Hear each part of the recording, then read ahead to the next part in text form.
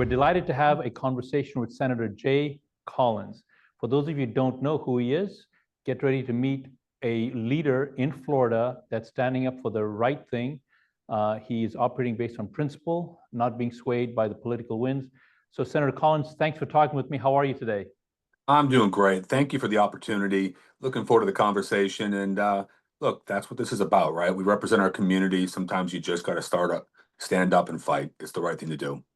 100%. In fact, let's get right to it.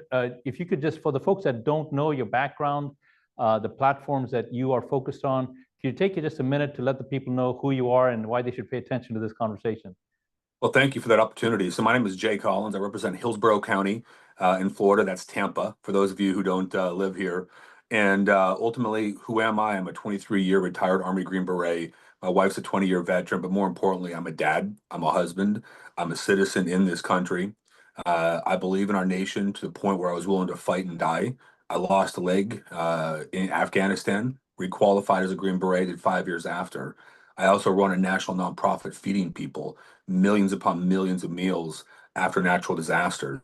So when I talk about serving the community, it's what I've done my entire life. There's nothing more fundamentally important than neighbors helping neighbors and people stepping up and leading, because that is the American way. That's what our forefathers did, and that's what we need to continue to do. So I had no idea about all the things that you did. So thank you for not just talking about leadership, but being a leader in our community. The reason people are tuning into this particular conversation, our viewers at Coastal Conservative News, is that they are very interested in the topic that's at the forefront, really, in Florida. It is to do with the deportation of people that are here illegally.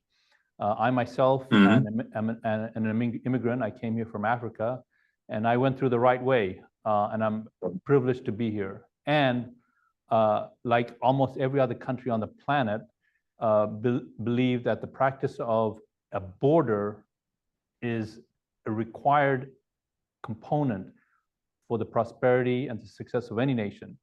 The last administration, for whatever reason, completely went 180 degrees, and people are just pouring in.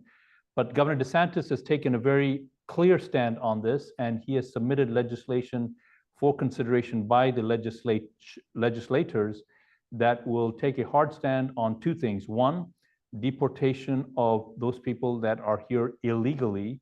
And secondly, his legislation language also addressed the fact that non-US citizens are on the voter rolls and have voted. Now, some critics of the governor have said that his language doesn't go far enough because it essentially is relying on a potentially dishonest non-US citizen who is applying to vote to do the right thing by swearing, basically self-certifying. Those critics say that the governor should go a little further, and we'll get into that in just a moment. The other big component of the governor's language is for a very swift action on deporting illegals. Now, why this has become very interesting is the legislator, as you know, Senator, has taken a different view on this.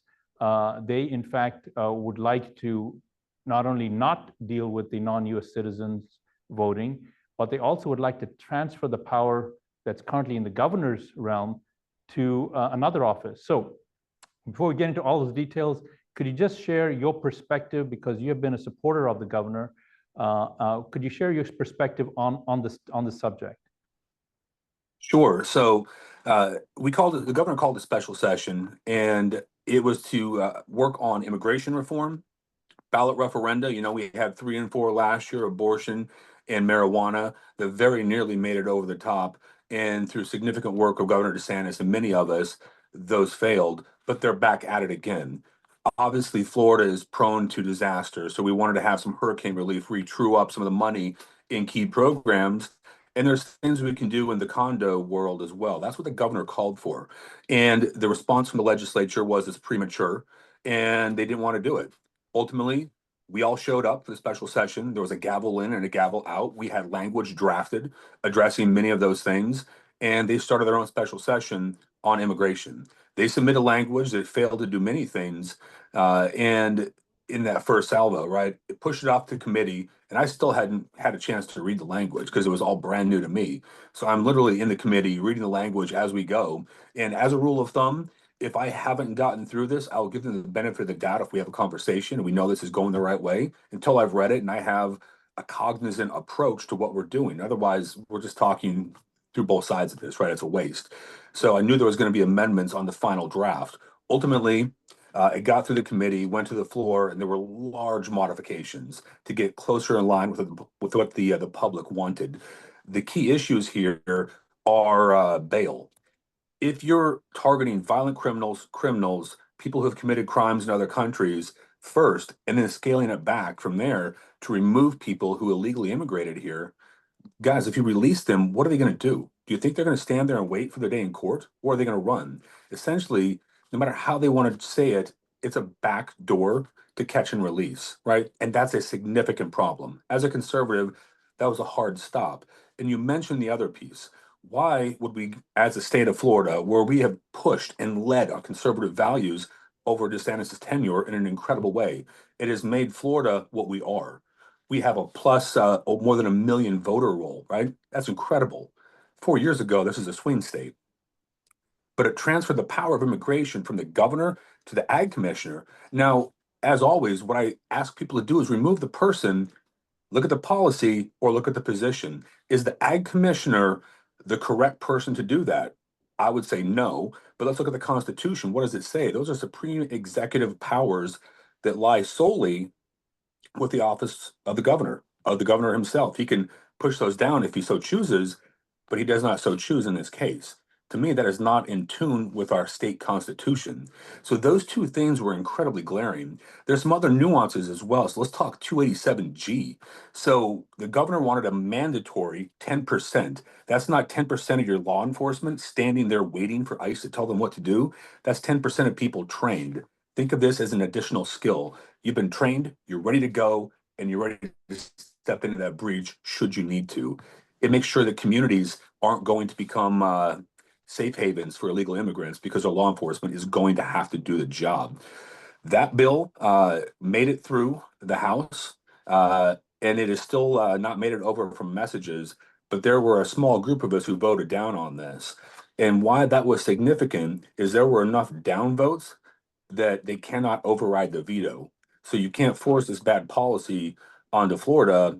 And we'll see where this thing goes. My understanding is there is good conversation now to solve this. Hopefully, we can get a good product, combining a couple of strong points in their bill with a lot of strong points in the governor's bill, and you'll have a product that's worthy of the state of Florida and worthy of what the American people say.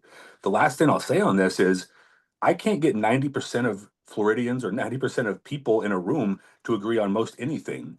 But overwhelmingly, 90 to 95% of the people who have called my office, who have reached out to me on the street, are like, keep the stand, keep fighting this. That's not a good policy that they're trying to push down there. And we don't want it to happen. We want the strongest immigration reform possible.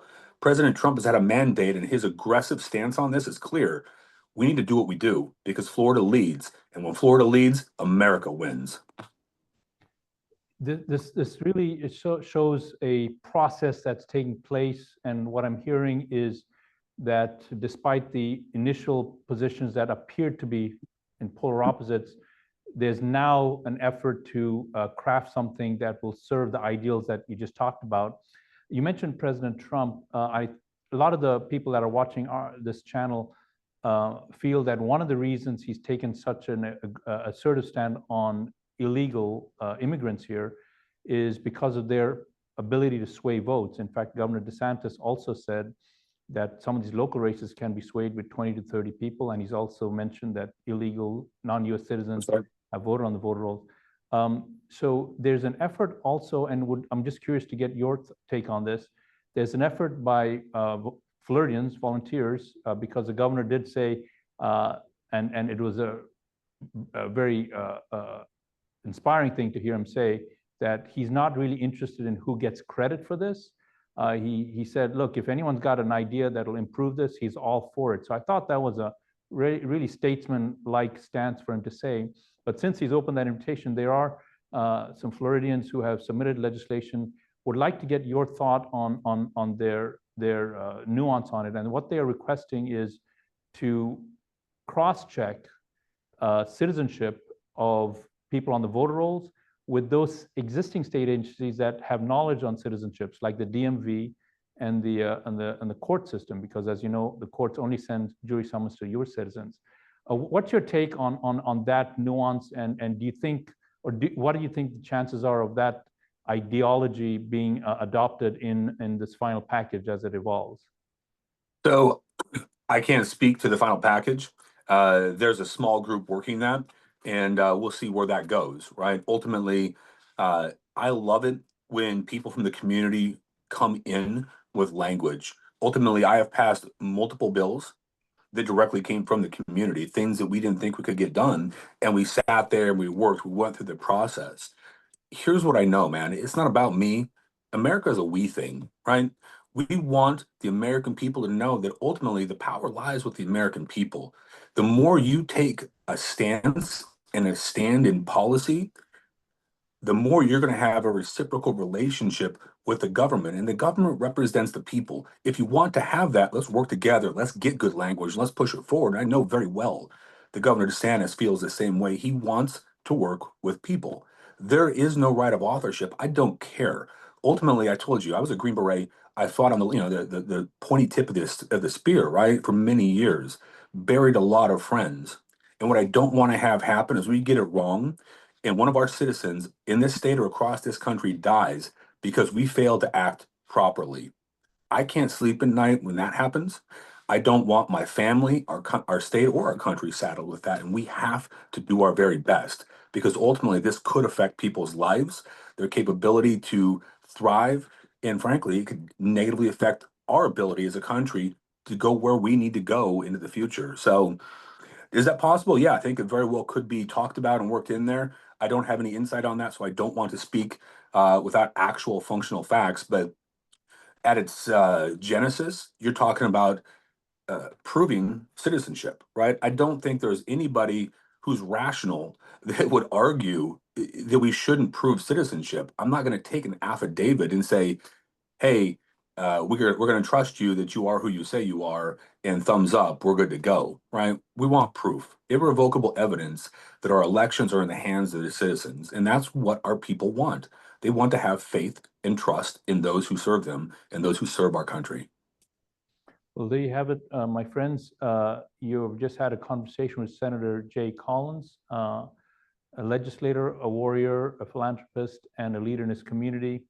If you're in a district and you like what you heard here, please make sure to follow Senator Collins, and importantly, have conversations with your own legislators. Share with them what you like about what you heard here, and spread these ideals that you're hearing from members of your governance here in the state of Florida. Remember, the path forward requires your action. Your local action is required for national impact. Senator Collins, thank you very much for speaking with me. I so appreciate it. Back to you, Ali and Michelle. Thank you.